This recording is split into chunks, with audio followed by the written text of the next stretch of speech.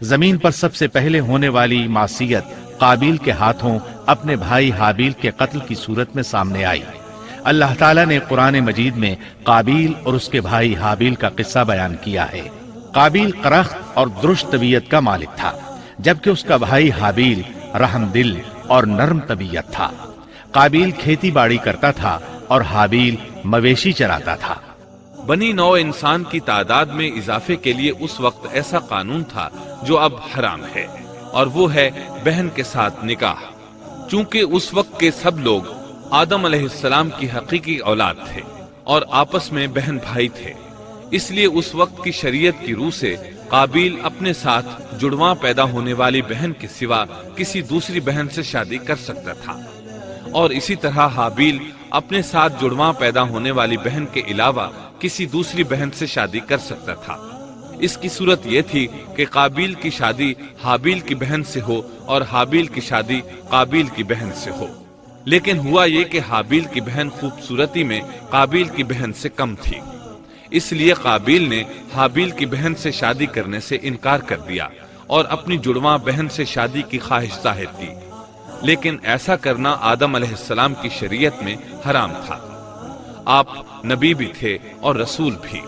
رسول اور نبی میں فرق یہ ہے کہ رسول پر شریعت اور احکام نازل ہوتے ہیں، لیکن نبی پر شریعت نازل نہیں ہوتی، البتہ اس کی طرف وحی نازل ہوتی ہے اور معجزات عطا کیے جاتے ہیں، جبکہ شریعت صرف رسولوں ہی پر نازل کی جاتی ہے۔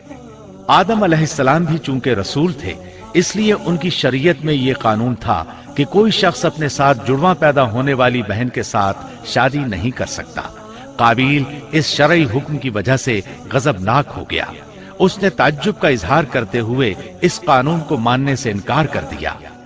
آدم علیہ السلام نے ان دونوں کے درمیان فیصلہ کرتے ہوئے انہیں حکم دیا کہ دونوں اللہ کے حضور ایک ہدیہ پیش کریں۔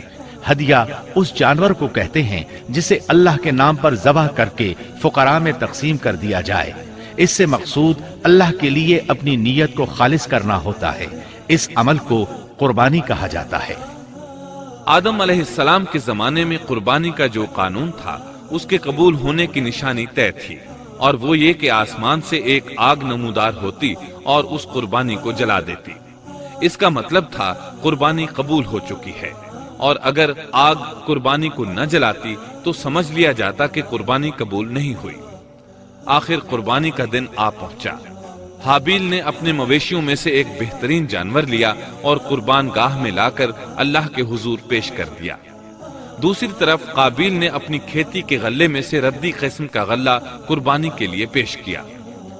دوسرے دن دونوں قربان گاہ پہنچے تو انہوں نے دیکھا کہ حابیل کی قربانی قبول ہو چکی ہے، جبکہ قابیل کی قربانی کو آگ نے چھوا تک نہیں تھا۔ یہ دیکھ کر قابیل حابیل پر غضبناک ہوا۔ شیطان نے بھی اسے وسوسے میں مبتلا کیا کہ اپنے بھائی کو قتل کر دے۔ اس نے اپنے بھائی حابیل کو جان سے مار ڈالنے کا پختہ ارادہ کر لیا۔ اس وقت تک روئے زمین پر کوئی انسان قتل نہیں ہوا تھا۔ انسانی تاریخ میں یہ پہلا قتل ہے جس کا ارتکاب قابیل نے کیا۔ وہ اپنے بھائی حابیل کے پاس گیا اور اس سے بولا، میں تجھے قتل کر دوں گا۔ جواب میں حابیل نے کہا، اگر تو مجھے قتل کرنے کی کوشش کرے گا تو میں اپنے دفاع میں ہاتھ نہیں اٹھاؤں گا، اس لیے کہ میں چاہتا ہوں تو اپنے دیگر گناہوں کے ساتھ میرے قتل کا گناہ بھی اٹھا لے، تیرے گناہ زیادہ ہو جائیں۔ چنانچہ ایک تاریک رات میں حابیل سویا ہوا تھا کہ قابیل ایک بڑا سا پتھر اٹھا کر اس کے پاس آیا۔ اس نے وہ پتھر اپنے بھائی کے سر پر دے مارا۔ اس طرح اس نے حابیل کو قتل کر دیا۔ روئے زمین پر قتل کی ابتدا کر دی، زمین کو پہلے خون سے رنگ دیا۔ تاریخ انسانی میں یہ سب سے پہلا جرم تھا جو قابیل کے ہاتھوں ہوا۔ قتل تو وہ کر بیٹھا، اب حیران اور پریشان ہوا کہ اس کی لاش کا کیا کرے۔ اس وقت تک نسل انسانی موت سے بھی دوچار نہیں ہوئی تھی۔ آدم علیہ السلام کی اولاد میں سے اس وقت تک کوئی فوت نہیں ہوا تھا، اس لیے قابیل کو معلوم نہیں تھا کہ مردے کے ساتھ کیا کیا جائے۔ اسی کشمکش کے عالم میں اس نے بھائی کی لاش کو کمر پر اٹھا لیا اور چل پڑا۔ چلا جا رہا تھا کہ اللہ نے 2 کوے بھیجے۔ دونوں کوے آپس میں لڑ پڑے، ایک نے دوسرے کو ہلاک کر دیا۔ اب زندہ کوا مٹی کھودنے لگا۔ اس طرح اس نے ایک گڑھا تیار کر لیا۔ مردہ کوے کو اس میں رکھا اور اوپر مٹی ڈال دی۔ اس طرح قابیل کو دفن کا طریقہ معلوم ہوا۔ اس نے بھی گڑھا کھودا اور حابیل کی لاش کو اس میں دبا دیا۔